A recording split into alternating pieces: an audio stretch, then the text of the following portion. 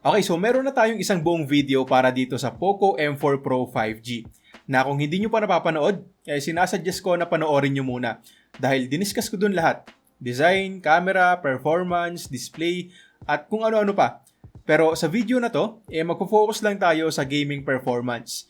Titignan natin kung anong mga games ang kaya nitong i-run at kung papasa ba to sa isang gamer na katulad mo. Okay, so ulitin ko lang muna yung specs. Meron tayong MediaTek Dimensity 810, bagong-bago yan at 5G ready na rin. 90Hz display na may hanggang 240Hz touch sampling rate. Hanggang 6GB ang RAM at 128GB na internal storage na UFS 2.2 na rin. May 5,000 mAh battery at 33W charging sa halagang 11,990 to 12,990 pesos. Now, tulad ng dati, meron tayong 8 games na itetest dito. Connected tayo sa 5 GHz band Wi-Fi, max volume, around 75% ang brightness.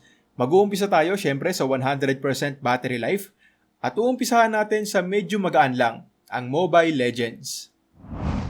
Sa unang bukas ko dito, nakaset na kaagad yung graphics sa Ultra. Pero kung mapapansin nyo, kapag binabaan natin yan, hindi na natin pwedeng ibalik.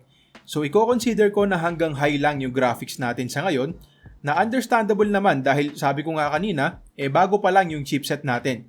So, kailangan pa nating mag-antay sa mga updates, pero meron naman tayong ultra frame rates dito na again, ay mas importante. At kita nyo naman na maning-mani itong ML dito sa POCO M4 Pro. At sigurado ako na kapag nag-release na ng updates at nagkaroon na to ng ultra graphics, maganda pa rin ang makukuha nating performance.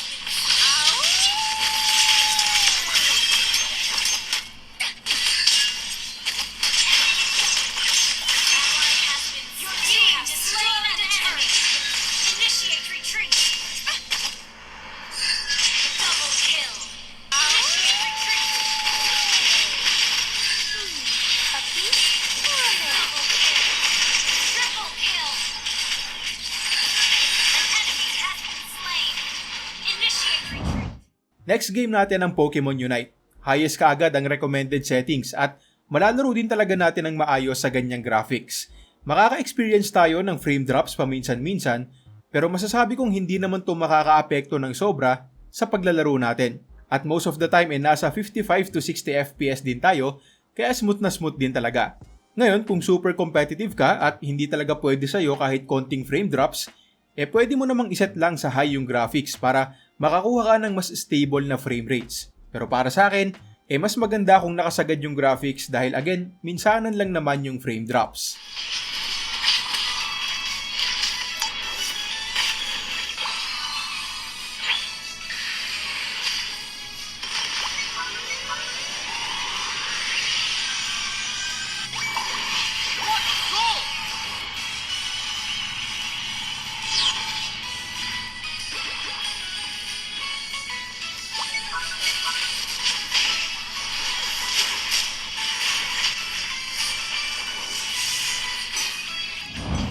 Okay, so sa Asphalt 9 naman tayo. Mabigat-bigat tong game na to at well, hindi ito yung pinakamagandang graphics ng Asphalt 9 pero hindi rin naman ito yung pinakamababa.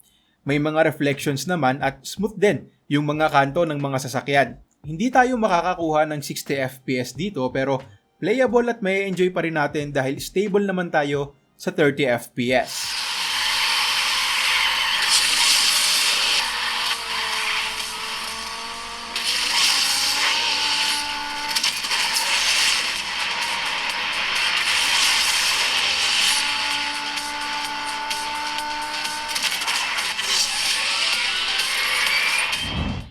Next game naman natin ang NBA 2K20 na isa pa rin sa mga pinakamabibigat na games ngayon. Sinagad ko rin lahat ng settings at nakaya din yan nitong POCO M4 Pro. Madalas tayong nasa 50 plus FPS kahit sa mga replay. So kung mahilig ka sa NBA, good news dahil very playable din yan sa phone na to.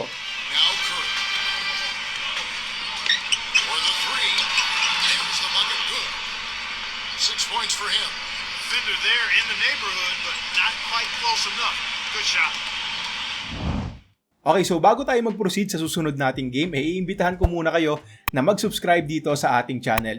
Pero meron din kaming Facebook, Instagram at TikTok accounts.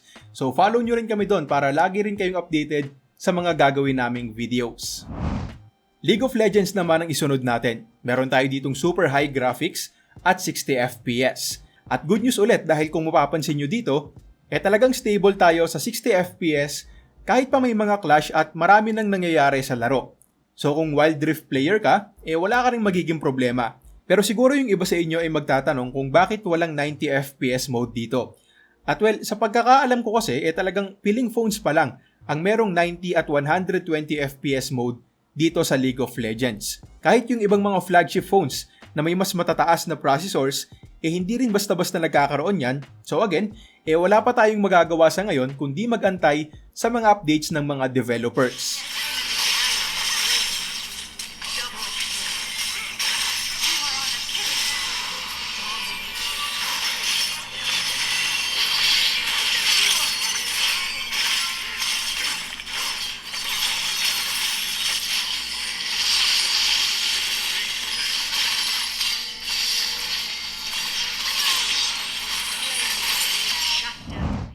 Sa PUBG naman, pwede nating piliin yung HD graphics, pero malilimitahan tayo sa high frame rates. Kaya pinili ko na lang yung balanced graphics para ma-enable natin yung ultra frame rates which is 40 FPS. At tulad sa ibang mga games, kayang-kaya din yan nitong M4 Pro. Yes, hindi ito yung pinakamataas na settings, pero wala akong napansing lags sa paglalaro ko. At sa mga magtatanong naman tungkol sa gyroscope, very responsive din yan tulad ng nakikita nyo dito. Hindi pa lang talaga ako sanay dyan kaya ganyan.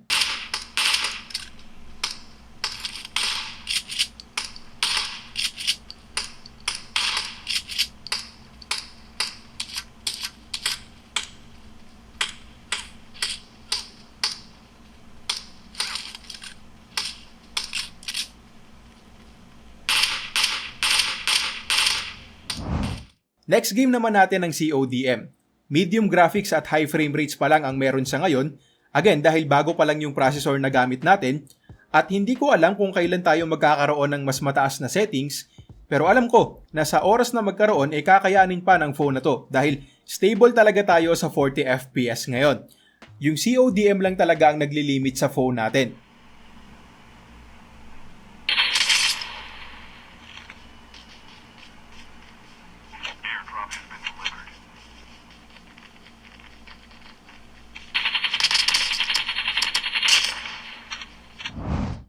At syempre para sa huling game, susubukan natin ang Genshin Impact. Lowest ang default graphic settings at para sa akin, mas mainam kung hahayaan na lang natin dyan tapos iset na lang natin yung frame rate sa 60 dahil dito tayo makakakuha ng mas stable na frame rates. Nakaka 40 FPS mahigit tayo kapag ganito, pero kung sakali naman na gusto nyong iset sa highest settings, pwede rin naman. Kaya din naman itong M4 Pro pero expect lang natin yung mas mababang frame rates at syempre makaka-encounter din tayo ng mga lags kapag ganyan dahil again, napakabigat ng game na to at kahit yung mga phones na ginawa talaga for gaming, napupwersa rin dito. So para sa akin, goods na yung 40 FPS plus sa lowest settings.